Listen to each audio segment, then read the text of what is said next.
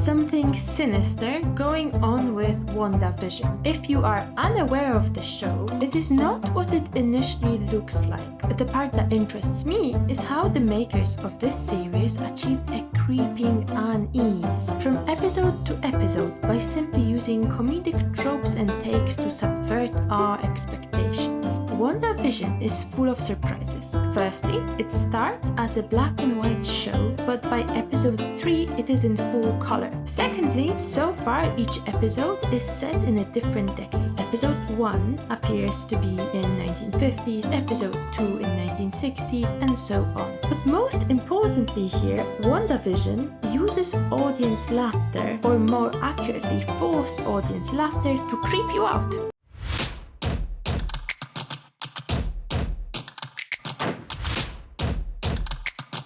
Just as a recap, if you are not sure what WandaVision is about, it is a somewhat strange Disney Plus TV series that initially seems to be using comedy format. At least that is how the show starts.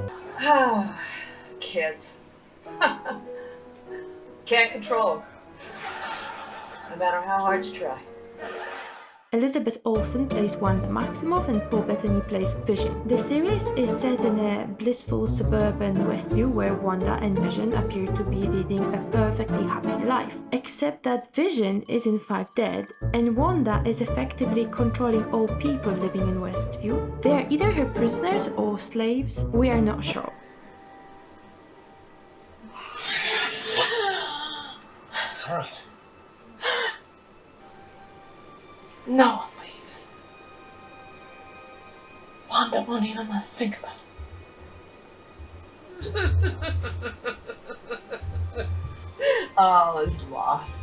The head writer of the show, Jac Shaeffer, stated that WandaVision is paying tribute to previous ages of television while also trying to explore some new ideas. Quote, "The show is a love letter to the golden age of television. We are paying tribute and honoring all of these incredible shows and people who came before us, but also we are trying to blaze into new territory."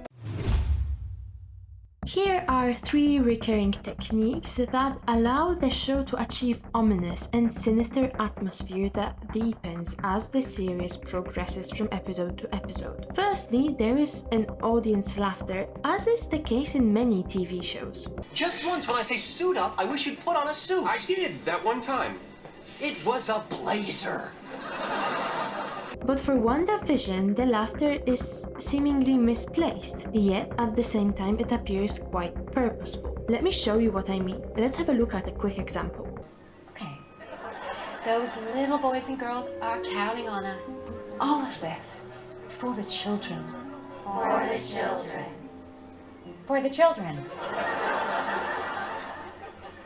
The first building block of this ominous atmosphere is that the audience laughter is played over a joke that is barely amusing. I am now going to show you 2 examples of this trend. I have to say, if it were not for the audience laughter, I would not be aware that I should laugh too. When watching the next 2 short scenes, consider whether you would be laughing and whether you would even consider that anybody could ever believe that this is a genuine comedy show.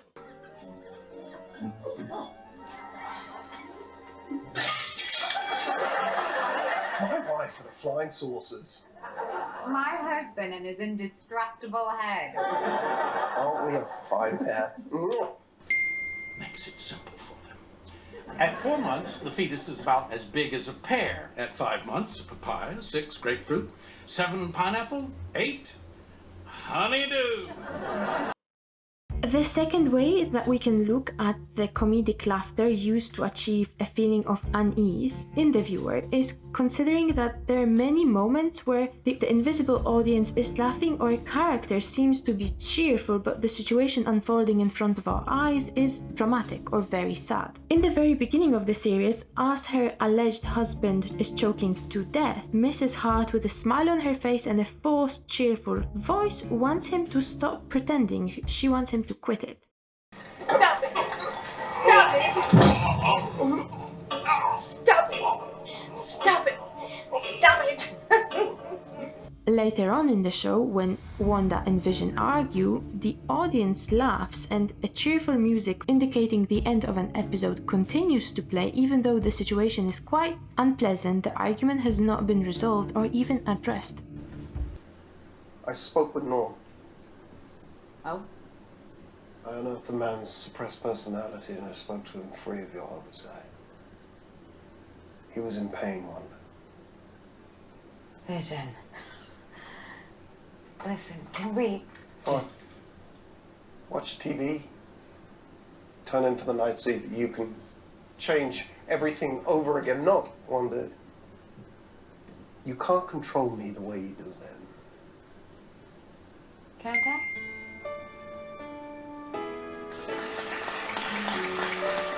I'm going to bed. No, we're not done here.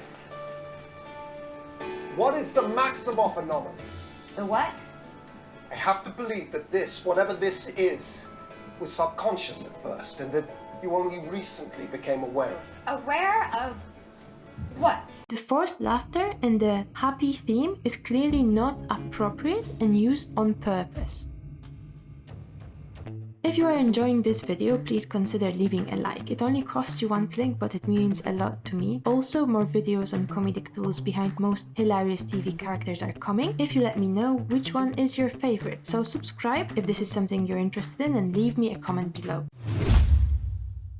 Finally, another aspect that also has contributed to building a sinister atmosphere in the show is that sometimes a character will pretend or ignore something bizarre and disturbing that has just occurred by covering it up with a joke, acting as if it never happened, or forcing the other person who did notice something odd into a new interpretation of the event. Did you really not see what I saw? Oh, don't mind me. I'm just looking for your dark liquor. For example, when Wanda is pregnant, Vision is worried about the extremely quick progression of the pregnancy. When he speaks to the doctor who visits their house, he is honestly alarmed by the fact that in a single day Wanda's pregnancy has jumped a few months. Instead of allowing this question to be taken seriously, Wanda covers his worry with a joke and trivializes the situation, making him feel that his concerns are probably not appropriate. Let's have a look at the scene. Hypothetically speaking, what size fruit would it be at, say, 12 hours? Pardon? 12 hours? Well, I think this line of questioning is fruitless. Well, hypothetically speaking, should we be concerned? Hypothetically speaking, every new father-to-be gets nervous. Well, I have nerves of steel, so there goes your theory, Mr. Doctor. Vision, why don't you see the doctor out? Another example of this trend can be seen when Vision accidentally reads a message that was never meant to be read by a Westview resident, and in this situation his co-worker pushes him into pretending that the message is a prank and that he should reply in the same manner, making a joke. Top secret communicate. Authenticate. Dr. Darcy Lewis findings regarding Maximus. High levels of radiation present at perimeter. Effect on Westview residents unknown. Please advise. Well, come on, pal. What are we going to write back? You're the office funny guy. It's a joke. Can't you tell? None of it is real. So what is the purpose of all of these trends and moving parts that recur in the series? As I said at the beginning, the effect is an intensifying feeling of unease and a suspicion that something is amiss. Do you hear that? But what can the use of audience laughter, character attitude tell us about the feeling of unease? I think in addition to trying to bring back the comedic atmosphere of previous decades, the techniques I have shown you before have another very important role. They are building up cognitive dissonance on an almost unconscious level. Well, there, old chum. So I have. Thanks, buddy. Yeah. Don't mention it. The audience laugh when something sinister occurs, like a near-death accident. The characters pretend that there's nothing bizarre going on in Westview. Well, would you look at the time? Yes. We better be going. Are you both all right? We had such a lovely time. Yet it is clear that there is more to this suburban village that meets the eye. So from episode to episode, Wanda ends up covering up any dissent or discomfort from Vision by pretending there is nothing to be worried about. Much like Vision, the viewer becomes confused. Things simply do not add up. Why are we pretending to be happy when a person is choking to death? Why are we ignoring the fact that Wanda's pregnancy is shockingly fast? The more these questions are ignored, the more the viewer is bothered by them, and the more he or she is troubled by the dissonance between how characters behave and the gravity of the situation they are in, the more they want to know the answer, and they keep watching. Thank you for sticking until the end of the video. This was part 4 of Comedy Dissected, where we take a deep dive into what makes a series or a character funny, or as it was in this case, how comedic tools are used to achieve the opposite effect. If you want to suggest a show or a favorite character, drop a line below. Thank you for staying until the end. I hope you enjoyed it.